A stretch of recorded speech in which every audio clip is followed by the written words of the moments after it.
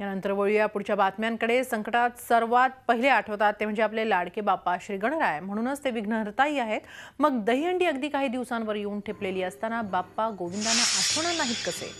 तर झालंय असं आहे की गेल्या वर्षीपासून न्यायालयाने गोविंदांच्या सुरक्षेसाठी उत्सवाच्या आयोजनावर काही निर्बंध लावले आहेत। गेल्या वर्षी या निर्बंधांवर नाराजीचा सूर लावत दहीहंडी आयोजक आणि गोविंदा पथकाने उत्सव साजरा केला खरा, पण यंदा पहिल्यांदाच गोविंदा पथकांना न्यायालयात आपली बाजू मांडण्याची संधी मिळणार आहे। येत्या शुक्रवारी सर्वोच्च न्यायालयात या प्रकरणाची सुनावणी होती आहे। त्यात दहीहंडी उत्सव समन्वय समिती आपली बाजू मांडणार आहे। त्याआधी बुधवारी संध्याकाळी समन्वय समिती आणि गोविंदा पथकांनी सिद्धिविनायक मंदिरात महाआरतीचं आयोजन केलं आणि निर्बंधांमधून दिलासा मिळावा या हेतूने श्री गणरायाला भावनिक साथ घातली। त्याचा आढावा घेतलाय आमचे प्रतिनिधी दिनेश दुखंडे।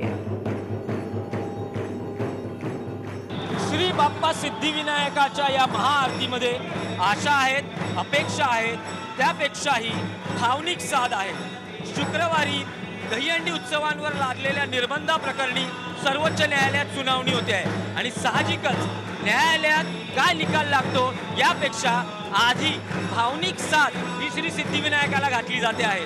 सध्या मी प्रभादेवी येथील श्री सिद्धिविनायकाच्या मंदिरात आहे आणि ही महाआरतीची थेट दृश्य झी24 तासच्या प्रेक्षकांपर्यंत आपण आणतो आहोत। या महाआरतीमध्ये दहीहंडी उत्सव समन्वय समिती सहभागी झालेली आहे।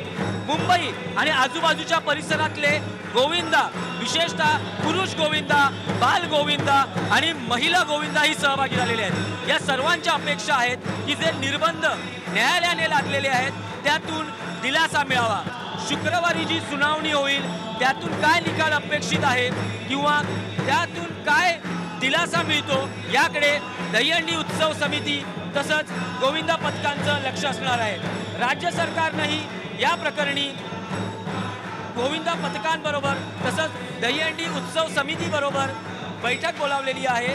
राज्य सरकारतर्फेही गोविंदा पथकांची दहीहंडी उत्सव समितीची बाजू मांडली जाणार आहे, त्यांचं म्हणणं ऐकून घेतलं जाणार आहे। राज्य सरकार मदत करण्याची तयारी दर्शवत आहे, पण शुक्रवारी नेमका काय निकाल येतो, नेमका काय दिलासा या गोविंदा पथकांना मिळतो हे पाहणं उत्सुकतेचं ठरणार आहे।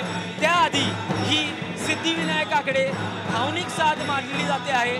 बाप्पा आम्हाला उत्सव मोठ्या धडाक्यात आयोजित यावेत, सुरक्षेची जबाबदारी आम्ही घेतो आहोत, पण उत्सवांची जी शान आहे, जी परंपरा आहे ती तशीच कायम राहिली पाहिजे अशी उत्सव समिती तसंच गोविंदा पथकांची अपेक्षा आहे। व्हिडिओ जर्नलिस्ट प्रकाश चव्हाणसह दिनेश दुखंडे, झी मीडिया, मुंबई। झी 24 तास रहा एक पाऊल पुढे।